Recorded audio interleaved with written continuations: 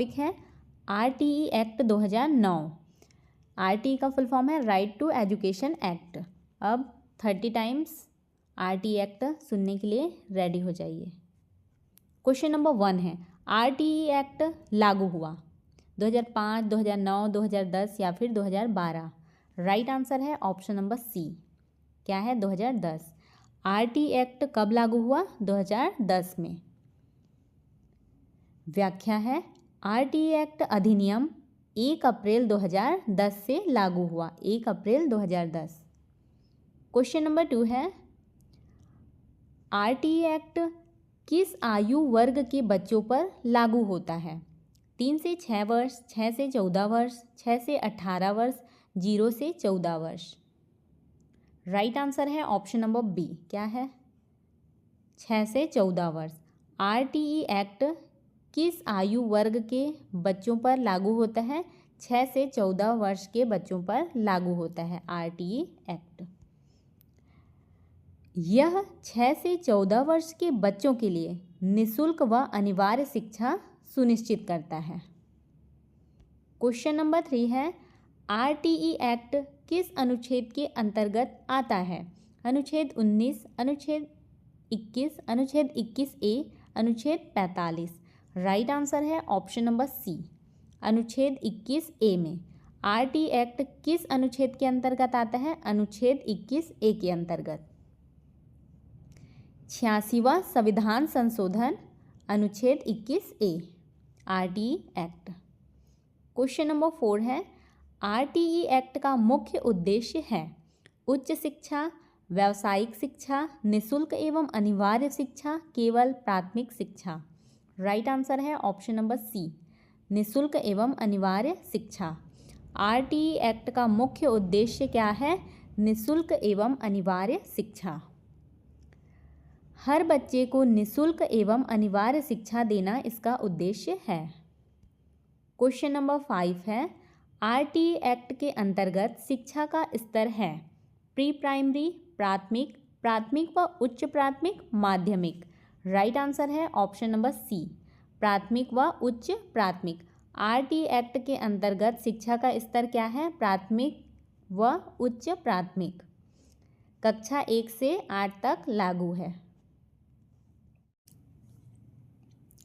Question number 6 है RTE act के अनुसार निजी विद्यालयों में आरक्षण है 10%, 15%, 20% या फिर 25%।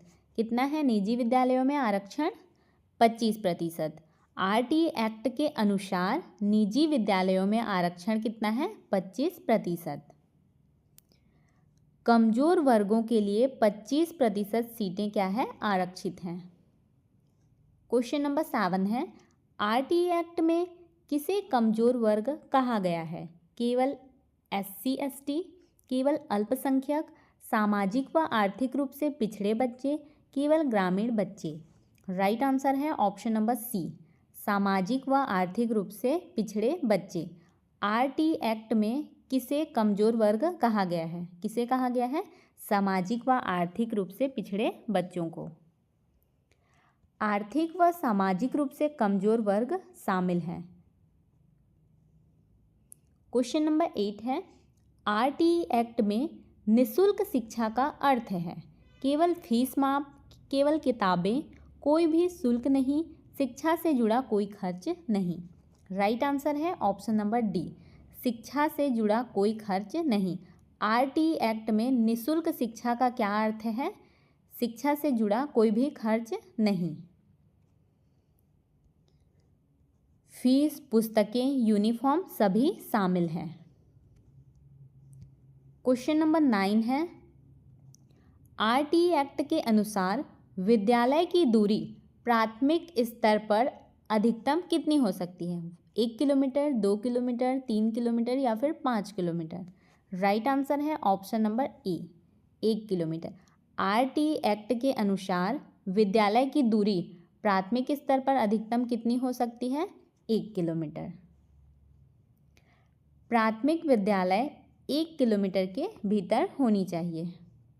क्वेश्चन नंबर 10 है उच्च प्राथमिक स्तर पर विद्यालय की दूरी। उच्च प्राथमिक स्तर 1 किलोमीटर, 2, 3, 5। राइट आंसर है ऑप्शन नंबर सी 3 किलोमीटर। उच्च प्राथमिक स्तर पर विद्यालय की दूरी कितनी है? 3 किलोमीटर। उच्च प्राथमिक के लिए 3 किलोमीटर। क्वेश्चन नंबर 11 है, आरटीई एक्ट में शिक्षक छात्र अनुपात पीटीआर कितना होना चाहिए? 1:20, 1:20, 1:25, 1:30 या फिर 1:40? राइट आंसर है option number C 1:30। RTE act में शिक्षक छात्र अनुपात पीटीआर कितना होना चाहिए? 1:30। 30 बच्चों पे एक शिक्षक होना अनिवार्य है आरटीई एक्ट में। पीटीआर प्राथमिक स्तर पर 1:30। क्वेश्चन नंबर 12 है, आरटीई एक्ट के अनुसार किसी बच्चे को फेल किया जा सकता है, निष्कासित किया जा सकता है, फेल या फिर निष्कासित नहीं किया जा सकता, केवल फेल किया जा सकता है। राइट आंसर है ऑप्शन नंबर सी फेल या फिर निष्कासित नहीं किया जा सकता है। आरटीई एक्ट के अनुसार किसी बच्चे को फेल या फिर निष्कासित नहीं किया जा सकता। 1 to 8। कक्षा 8 तक no detention policy. Question number 13 है, आरटीई एक्ट में सतत एवं व्यापक मूल्यांकन कहलाता है? वार्षिक परीक्षा, यूनिट टेस्ट, सीसीई, बोर्ड परीक्षा? राइट आंसर है option number C CCE. RTE act में सतत एवं व्यापक मूल्यांकन क्या कहलाता है? सीसीई। क्या है ये? Continuous and comprehension evaluation. ये सीसीई का फुल फॉर्म है। क्वेश्चन नंबर 14 है, आरटीई एक्ट के अंतर्गत स्कूल मैनेजमेंट कमेटी एसएमसी में कितने प्रतिशत अभिभावक होते हैं? स्कूल मैनेजमेंट कमेटी में कितने प्रतिशत अभिभावक होते हैं? 50%, 60%, 75% या फिर 90%? कितने प्रतिशत होते हैं? 75%। आरटीई एक्ट के अंतर्गत स्कूल मैनेजमेंट कमेटी एसएमसी में कितने प्रतिशत अभिभावक होते हैं? 75%। एसएमसी में 75% सदस्य क्या अभिभावक होते हैं। क्वेश्चन नंबर 15 है, आरटीई एक्ट के अनुसार विद्यालय में शारीरिक दंड सीमित है, आवश्यक है, पूर्णतः प्रतिबंधित है, केवल सरकारी स्कूलों में? राइट आंसर है ऑप्शन नंबर सी पूर्णतः प्रतिबंधित है। आरटीई एक्ट के अनुसार विद्यालय में शारीरिक दंड क्या है? पूर्णतः प्रतिबंधित है। किसी भी प्रकार का शारीरिक या फिर मानसिक दंड निषिद्ध है। क्वेश्चन नंबर 16 है, आरटीई एक्ट के अनुसार शिक्षक की जिम्मेदारी है केवल पढ़ाना, केवल परीक्षा लेना, नियमित उपस्थित व शिक्षण, केवल पाठ्य पुस्तक समाप्त करना? राइट आंसर है ऑप्शन नंबर सी नियमित उपस्थिति व शिक्षण। आरटीई एक्ट के अनुसार शिक्षक की जिम्मेदारी क्या है? नियमित उपस्थित और शिक्षण। नियमित उपस्थिति व गुणवत्तापूर्ण शिक्षण अनिवार्य। क्वेश्चन नंबर 17 है, आरटीई एक्ट में बाल अधिकार संरक्षित है? शिक्षा, स्वास्थ्य, रोजगार, खेल? राइट आंसर है ऑप्शन नंबर ए शिक्षा। आरटीई एक्ट में बाल अधिकार संरक्षित है शिक्षा। शिक्षा क्या है? मौलिक अधिकार है। क्वेश्चन नंबर 18 है, आरटीई एक्ट के अंतर्गत निजी अनुदान रहित विद्यालय बाहर है, पूर्णतः शामिल है, आंशिक रूप से शामिल है, केवल ग्रामीण क्षेत्र में? राइट आंसर है ऑप्शन नंबर सी आंशिक रूप से शामिल है। आरटीई एक्ट के अंतर्गत निजी अनुदान रहित विद्यालय क्या है? आंशिक रूप से शामिल है 25% आरक्षण के अंतर्गत। क्वेश्चन नंबर 19 है, आरटीई एक्ट के अनुसार विद्यालय मान्यता का प्रावधान नहीं है, केवल निजी विद्यालय के लिए, सभी विद्यालयों के लिए, केवल सरकारी विद्यालय के लिए? राइट आंसर है ऑप्शन नंबर सी सभी विद्यालयों के लिए। आरटी एक्ट के अनुसार विद्यालय मान्यता का प्रावधान क्या है? सभी विद्यालयों के लिए है। सभी विद्यालयों को मान्यता आवश्यक। क्वेश्चन नंबर 20 है, आरटी एक्ट के अनुसार बाल श्रम प्रोत्साहित, सीमित, निषिद्ध, अनिवार्य? राइट आंसर है ऑप्शन नंबर सी, निषिद्ध। आरटी एक्ट के अनुसार बाल श्रम क्या है? निषिद्ध है। शिक्षा के अधिकार के अंतर्गत बाल श्रम क्या है? निषिद्ध है। क्वेश्चन नंबर 21 है, आरटी एक्ट में शिक्षक नियुक्ति हेतु आवश्यक है अनुभव, टीईटी पास, इंटरव्यू, आयु सीमा? राइट आंसर है इसका option number B, TET pass. RT act में शिक्षक नियुक्ति हेतु क्या आवश्यक है? टीईटी पास होना आवश्यक है। शिक्षक पात्रता परीक्षा अनिवार्य है।